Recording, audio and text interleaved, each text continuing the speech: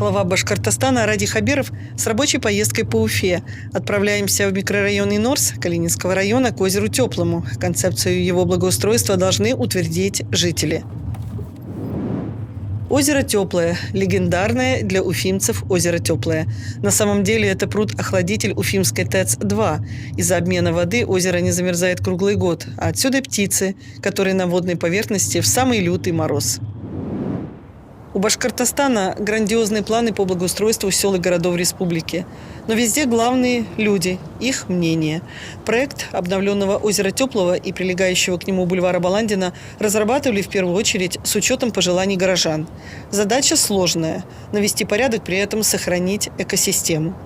Глава Башкортостана Ради Хабиров на встрече с жителями Инорса. Здравствуйте. Как настроение? Наши спортсмены занимаются, да, славом. Владимир Борисович, вот это наша школа. Сегодня, на самом деле, для нас праздник, можно сказать, Ради Борисович, на самом деле. Потому что принято решение строительства гребного канала. На сегодняшний день у нас есть участницы Олимпийских игр, сегодня есть у нас тренеры, сегодня есть у нас детишки. И на самом деле сегодня это такая возможность для нашей республики, да, стать центром гребного слалома. И вот наши коллеги хотели тоже несколько слов сказать. Пожалуйста. Егорова Валентина Петровна, тренер школы по гребле на байдарках и каноэ. От нашей школы действительно в этом году приняли участие 3 человека в Олимпиаде. И, в общем-то, я считаю, что очень даже неплохие результаты показала именно участница гребного слалома, потому что для башкирского спорта это не лед. Хотелось бы очень поблагодарить, что наконец-то лед тронулся. И принято решение о строительстве этого канала, потому что мы занимаемся гребным слаломом в Башкирии уже больше 30 лет. И вот наконец-то не просто принято решение построить канал, спроектирован этот канал, а даже принято решение о строительстве этого канала. У нас деньги в бюджете заложены, деньги федеральные тоже мы пробили. Строить будем 2 года, он непростой технический объект, потому что все-таки работа на воде, но 23-й год он будет готов. Это вот первый, поэтому здесь вот и жители тоже пришли. У нас была какая идея, чтобы строить и гребной канал, и, соответственно, вокруг озера Теплого навести порядок. Поэтому самое важное сейчас синхронизация, чтобы 23-й год здесь все заработало. Мы в этом году уже начнем гребной канал строить, и в этом году начнем, значит, вот аллею строить, так, и здесь какие-то работы уже начнем. Мы хотели сейчас как раз... Да, поэтому вот эта история. А так обязательно построим, это гребной канал у нас один там из 5 больших объектов, которые мы строим к 450-летию. Так что это... Мы вам очень благодарны, потому что это уже история давняя, и только получается благодаря чуть ли не волевому решению вашему. Расшевелим. Все расшевелим. Детям интересно. Вот мне этот вид спорта непонятен, честно говоря, да? Тренируются прямо вот здесь. Серьезно, да? А вот безопасность как-то тут, там, наверное, особенно... Наш вид безопасность сам предполагает, потому что мы без спасательных жилетов, без касок вообще не выходим, в отличие от всех остальных видов спорта. То есть даже если ребенок не умеет плавать, конечно, техника безопасности само собой, даже если не умеет плавать, все равно спас-жилет, он очень даже определяет систему безопасности. А сколько занимается в школе детей? В школе у нас занимается гребным слаломом. 391. Серьезно, да? Это много. Но у нас в республике единственное же, да, в Уфе только, получается, возможность есть. Или в Уфе, да, получается? В Уфе и гладкая гребля у нас в Учелах. Вон даже как. Да. А в Учелах там где? Небольшое отделение, там на озерах. Они на озерах, да, получается? Вот самое главное, я говорю, я на этот проект смотрю как полезное с приятным, потому что и спортивный объект будет, и вот эта красота, я здесь был раза 2 уже, а с жителями обсуждали, какой должен быть. Каждый день ходим пенсионеры, школьники, в этот лес с лыжами, с палками, очень много народу. Но лес в очень запущенном состоянии. Там он такой гнилой, деревья уже валятся. Нельзя ли как-то расчистить его? А вы знаете, у нас лес на вторую очередь попадает или на первую? Та часть на вторую очередь, да, после строительства грибного. Смотрите, мы как будем делать? Это опять же с вами будем, потому что когда мы придем резать лес, чтобы вы не говорили, что мы все, что покромсаем, там перестой лес, мусорный этот лес, мы обязательно засадим новый лес. Мы сосны посадим, какие-то другие декоративные деревья. То есть вот сколько мы там посрезаем, столько и посадим. Там уже, знаете, сколько навалено. Вот тропинка, Все дорожка вычистим. идет, и все Все завалено. вычистим. Все Вот это вот вычистим. Это, хорошо будет, выяснили. у нас такой опыт уже Прочистка есть. леса Все вычистим, да. Он же... Может быть, мы покажем на плакатах как раз вот концепцию. Ну, да. Здесь все это дело. Пойдемте подойдет, посмотрим. что, ага. А мы где сейчас стоим? Мы сейчас вот здесь находимся, на этой площадочке. Бульвар Баландина, он, по сути, стягивает все пешеходные потоки, которые приходят на уже набережное озеро. Здесь показано строительство гребного канала. Соответственно, в первую очередь мы организуем вот эту связь, чтобы можно безбарьерно с колясками выйти было на набережную. И уже после строительства гребного канала закончится благоустройство всего периметра. На этой территории предусмотрено строительство детской площадки игровой и создание молодежного такого ядра. Когда мы обсуждали с жителями, Инорс район молодой, у нас много молодежи, много подростков, у которых нет места, кроме школьного двора. Соответственно, здесь будет построена скейт-парк, бетонный скейт-парк первый в Уфе, площадка для стритбола, небольшой амфитеатр, место для сидения, где молодежь может вместе проводить время. Но в то же время это такая контролируемая достаточно площадка для взрослых, что нам, взрослым, очень важно, чтобы молодежь была тоже под присмотром. Также здесь предусмотрена площадка. У нас сейчас здесь стихийный пляж, такая достаточно сложная ситуация, потому что пляжи только платные. Параллельно будем разбираться с ситуацией, чтобы пляж был бесплатный, единый один, а эта территория, она опасна, потому что здесь водосброс, здесь будет защита от берега, чтобы в воду не заходили, чтобы обеспечить безопасность. То есть пешеходная зона будет практически... То есть вот это вот первое, да? Первый этап, А вот бульвар Баландина в каком Вот он, состоянии сейчас? А тут что? Тут елка же у них стоит. Ну вот выехали, елка. Мы сейчас въезжали, какая центральная площадка, и что здесь... Ну, сейчас под снегом не видно, там порядок или нет? Да, ну там проезжая часть пока. Пока проезжая, проезжая да? часть. То есть вот мы вот это делаем в первую очередь, а это вторая очередь, да? Здесь мы говорим сейчас дорожниками. А вот про лес говорила вот женщина, вот это Здесь имеет. пешеходная Вот зона, это честь. Здесь вот тропа здоровья практически вдоль озера Теплое идет, и вдоль реки. Здесь вот река Уфа как раз, вот, водосброс как раз будет идти в реку Уфа. Ну, а с жителями действительно, да, вот с вами общались, там собрание провели, да, потому что, чтобы вам здесь ходить, не нам. Это руководитель инициативной группы жителей микрорайона Инорс. Хотела отметить само озеро. Мы, жители Инорса, выступаем за сохранение экосистемы, то есть которая десятилетиями образовалась здесь на озере. На озере встречаются краснокнижные животные, то есть максимально сохранить лес, который здесь, и сам водоем. Также у меня вопрос, возможно ли закрепить за государством, так сказать, территорию озера Теплое, и какая организация будет ответственна за безопасность и за чистоту? То есть это тоже очень важно. Безусловно, вот сперва мы наведем порядок, а потом у нас либо это город будет решать, это все-таки не правительство республики должно, это муниципальный объект, да, это городская структура. У нас там либо парковая ваша служба и так далее. Это вот точно, даже не переживайте. Дайте нам возможность сперва навести порядок. Вот я здесь что еще просил. Надо водолазы, чтобы исследования сделали, надо посмотреть, что внутри. Потому что, чтобы там не валялись... У меня не один опыт был, я не один водоем, как говорится, порядок приводил. Вот Кашкадан, знаете, что мы сделали, видели? Мне все говорили, не надо этого делать. Я на год отбросил срок. Но зато Кашкадан, мы вычистили всю грязь, которая там была. Понимаете, и там в Кашкадане сейчас вода, практически можно заходить и пить. Представляете, да? Мы закрыли все сбросы туда. Здесь то же самое. Почистим эту историю, экосистему сохраним. В этом и смысл.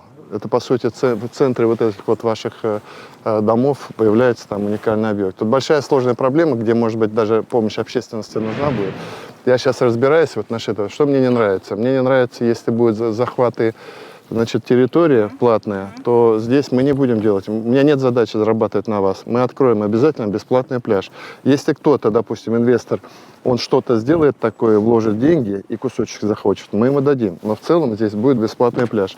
Анализы воды показывают сейчас, что вода здесь идеальная для купания. То есть Роспотребнадзор говорит, иди завтра ныряй и так далее. Поэтому мы должны инфраструктуру создать. А, безусловно, с учетом, что это водный объект, мы особые меры примем. Тут и служба спасения должна быть, и техника соответствующая должна быть и так далее. Поэтому я вам сразу говорю, Мы же, как сказать, мы же тоже с пониманием идем. Самое-то главное, и речь идет, экосистему сохранить. А то, что лес, вот женщина говорила, его надо почистить. Он перестойный лес и сорный лес, понимаете? Надо сажать деревья. У нас много, мы же много сажаем. Можно с нашей стороны, со стороны моего дома, лес относительно молодой. То есть это осины, ивы, встречается ольха. То есть вот сорную, так сказать, поросли практически нет. Чистить нужно, но просьба максимально сохранить этот лес в первозданном виде. Да. Но смотрите, еще одну вещь поймите. Вот здесь, вот, наверное, будут тропинки, да, какие-то? Будут тропинки? Да, за кольцом тропа здоровья будет. Вот здесь вот, да? Вот здесь вот что еще очень важно? Вот здесь вот все-таки сделать очень сильное, хорошее освещение, чтобы вы вечером там гуляли. Вечером гуляли, и вот там должна быть зона такой безопасности. Все-таки лес немножко проредить надо. Когда вот этот сорный кустарник растет, потому что из кустов неприятно, когда человек ходит. Люди сами так просили. Поэтому вот мы здесь немножко вот уберем, а в целом вот здесь, наверное, декинги будут, да, такие? Или как? Визуализация, вот можно, в принципе, на плакатах посмотреть. Вот она. Да, архитекторы поработали, то есть... 3 раза собирались по проектам с жителями Норса, то есть каждый мог дать свои предложения, высказаться, какие варианты материала, что применить, какая визуализация будет. То есть, вот, по сути дела, проходило все это в Норсе, и как на открытом воздухе, так и в помещении. То есть каждый мог высказать это предложение. Вот линейный сквер, то, что вот то, Да, что вот общее это состояние будет да, вот да, так да, вот, предлагается вот так вот. То есть вот сейчас вот мы как раз вот заезжали, здесь елка стоит с левой стороны, и как раз вот поворот вот на озеро Теплое. Сейчас вот такое состояние. То есть здесь предлагается сделать пешеходную зону. То есть до береговой линии полностью сделать пешеходную зону. Там карманы какие-то парковочные, да, наверное, будут, да? Дело, да? А вот я вижу, вот да. Оно, да. Вот по такой схеме предлагается сделать. То есть проезжую часть оставить до озера Теплого, а здесь вот предлагается сделать полностью пешеходную зону. А мы же дорогу для вас прорубили, по-моему, здесь, да? Есть, вот от Васильевича еще. Да. Вот мы ее открыли. Сейчас получше да, она стало, работает полностью сейчас, да. То есть вот... Это Мушников? Вот мы сейчас, да, по Мушникову заезжаем, получается, значит, здесь вот у нас центральная елка, то есть она тоже попадает в концепцию благоустройства, и выходим, получается, полностью. У нас мы с проектом завершили все работы. Проект мы завершили в экспертизе и готовы уже к торгам, и к маю выйдем на стройку. Ну вот вы слышали, да? Да. В мае здесь будет уже Мы работа. очень рады. Вот еще один вопрос, как главному архитектору. Будет ли создана среда для жителей с ограниченными возможностями? То есть это тоже часть нашего общества, и хотелось бы, чтобы и был доступ к воде, и к каким-то спортивным площадкам, то есть это поручни, пандусы. То есть это обсуждалось на форумах, но вот хотелось сделать такой вот небольшой акцент, то есть чтобы те... Мы вообще все парки, которые делаем, мы стараемся делать, чтобы общественная среда. Где-то еще у нас этой культуры просто не было. Мы много и били по рукам нашим подрядчикам, потому что даже завышение бордюров они делают неправильно, скаты им делают неправильно, поручни не делают. Здесь все предусмотрено. Единственное, вот вы сейчас сказали, для меня это новое, вот спуск к воде, пока там же специальный механизм нужен будет, да? Вот если с водой... Понтонные спуски, да. Или какие-то, но это подумаем. А так, чтобы здесь они могли проезжать, заходить на любой объект, на любую территорию, это безусловно будет. Это уже те стандарты вообще любой. А вот я не знаю, а здесь вот, Сергей Петрович, дворы какие-то попадают? Попали 2 двора. Попали, Транспортная 46, полностью двор попал. Большие дворы? Большие. Большие. Ну, то есть вот, потому что мы же и во дворах тоже это делаем. А вот эта вся территория, конечно, должна быть почищена, да? 4 гектара практически это полностью сейчас вот выходит, это все попадает. Вот мы сейчас находимся на этой точке. Вообще, вы видели, вот вы в парке Первомайском были? Да, конечно. Были? Вот мы, понятно, здесь гранит не будем делать, это не место для гранита, но стандарты благоустройства, мы специально сделали вот эти вот 2 парка, дубки, чтобы показать вот такие стандарты благоустройства должны быть. Качественно, функционально, комфортно очень, безопасно. Очень важно безопасно, да, потому что здесь, я думаю, вы вечерами пока не бродите, наверное, да? Страшновато, Нет, наверное. стараемся, конечно, что... Но все равно тут вот, а тут будет камеры видеонаблюдения будет, и вот так будет. Благодарим вас. Радик Фаридович, также хотела вас поблагодарить за программу «Башкирские дворики», которая в прошлом году наш двор попал, 21/3, и остальные дворы. Сделали? Да, очень Жалоба благодарны вам. Жители очень довольны. То есть мы с самого начала за этим проектом наблюдали. Как сделали? Мы вот 3 года заходили с этой программой убедительно. То есть, да, то есть вот такая очередность, да, и вот в этом году, в 21-м, получается, запустили. Вообще, знаете, вот мне Говорят, ты влюбился в Черниковку. Мы в Черниковке Первомайский сделали, значит, теплое сейчас сделаем. В этом году начинаем нефтехимиков, знаете, парк нефтехимиков. Очень красивый парк там, но сам место красивое. Туда мы сейчас заходим. Потом, значит, бульвар Славы. Ну, вот эта вот часть Уфы, здесь труженики живут. Тут настоящие труженики живут. И поэтому мы сюда очень много... В этом году исполняется 70 лет.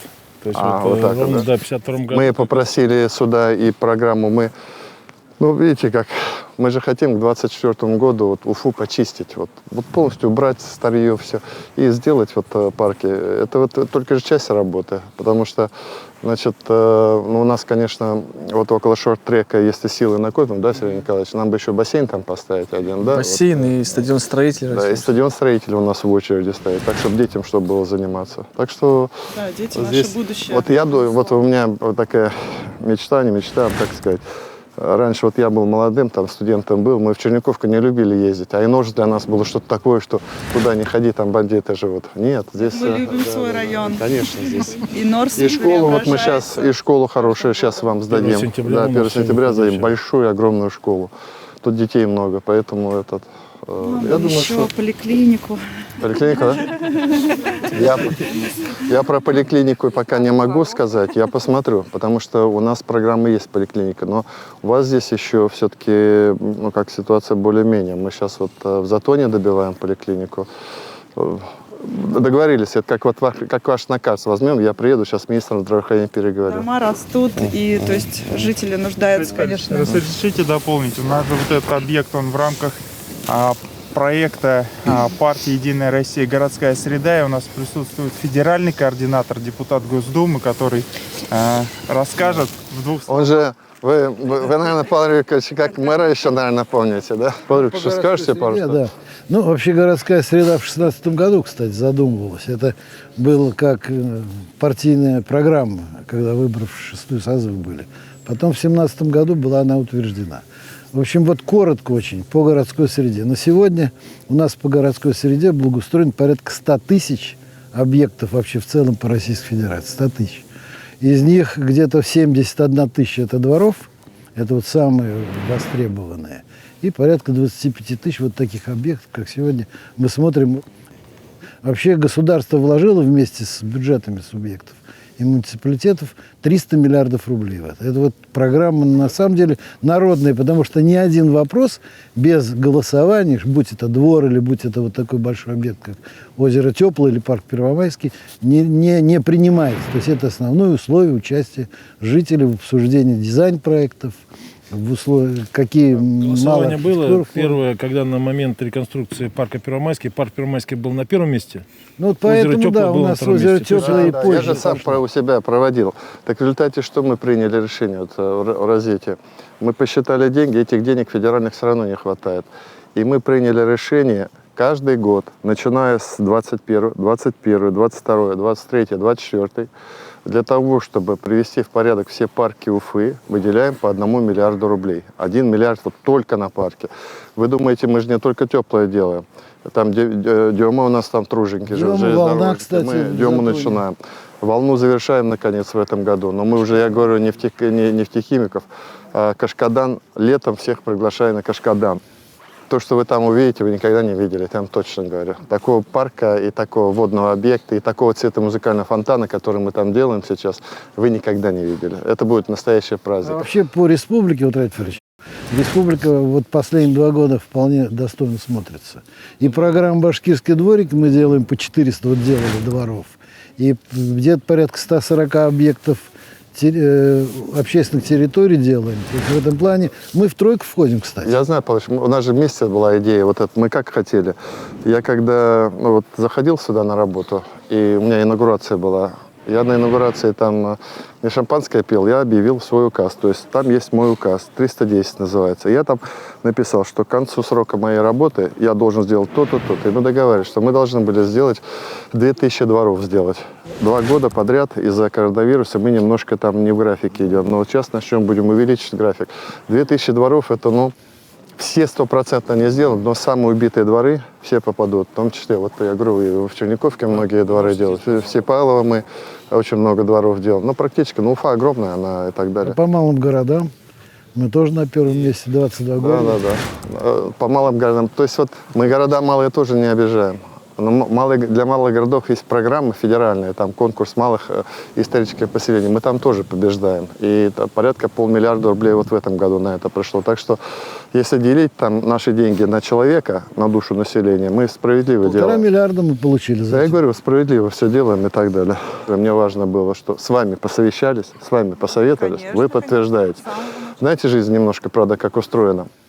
Значит, приходим, я своих гоняю, посовещались. Хоп, начинаем работать, приходит толпа людей и говорят, а что вы с нами не посовещались? Жизнь, она как? Вы пришли, вы нашли время. Кто-то на работе был, кто-то тогда не хотел. Поэтому совещаться надо много, надо несколько таких собраний проводить. Потому Пожалуйста, разные форматы. Онлайн-формат, живое общение.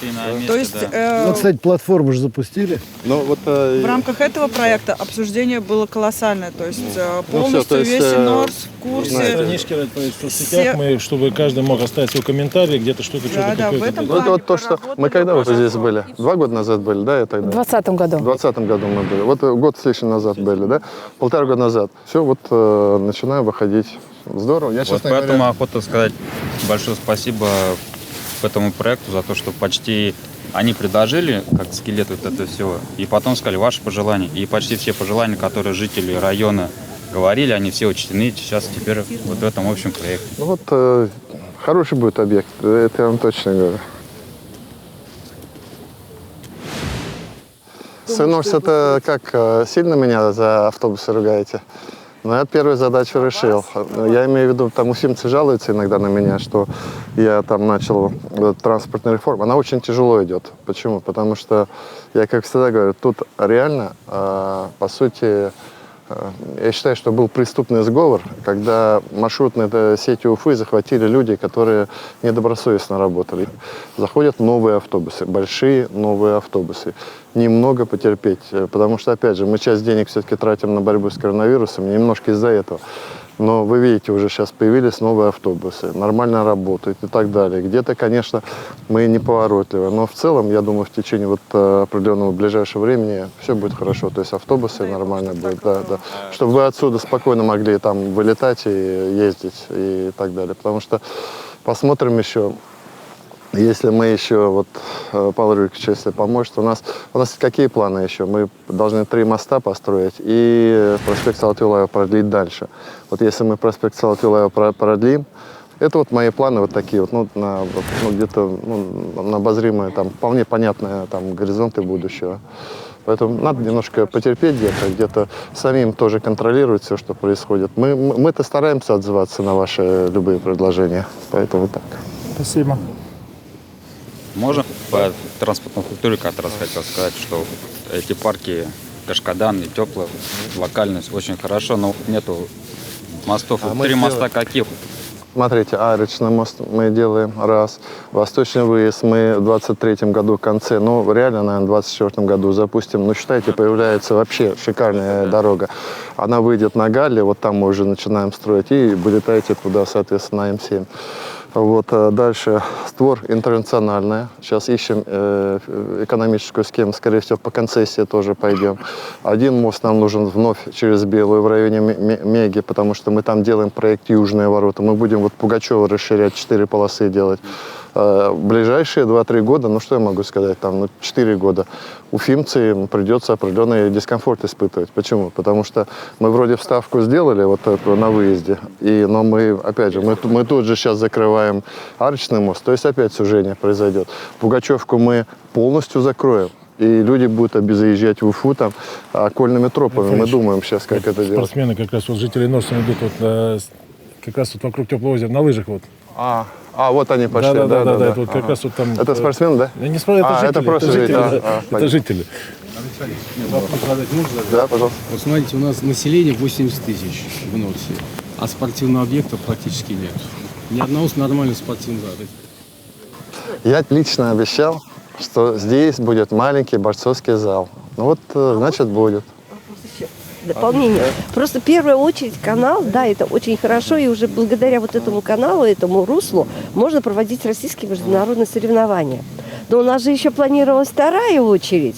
А вторая очередь предполагала обязательно наличие спортивного зала, тренажерного зала. И это Можем же какое борцов туда как раз подспорье. пустить, они Да, и борцовский зал, кстати, Я знаю. можно Борцовский писать. зал, да. Это какое подспорье для жителей всего микрорайона. Не только вот тупо, только для одних гребцов, для одних горьков, там грибного слалома. Ну Но вот это всего он микрорайон. в чем все-таки здесь ваш вопрос? Там, вот смотрите, опять же, мы уже где-то через месяц техника войдет на площадку, где мы вместе были, и начнет строиться дворец борьбы. Это не так далеко. Это, в принципе, я тоже мальчишкой был, сумку брал и на автобусе 4-5 остановок ездил. Ничего страшного. Здесь мальчишка вышел, доехал до дворца борьбы. Там 16 ковров. 3 вида борьбы, соответственно, будет. Всем там места хватит. Поэтому мы же не можем там в каждом вот строить. Но здесь, в этом месте, с учетом, что вы еще развивающаяся все-таки территория, у вас там есть потенциал развития, мы обязательно спортивные построим. Во вторую очередь, да, в планах есть. Как только сейчас начинаем.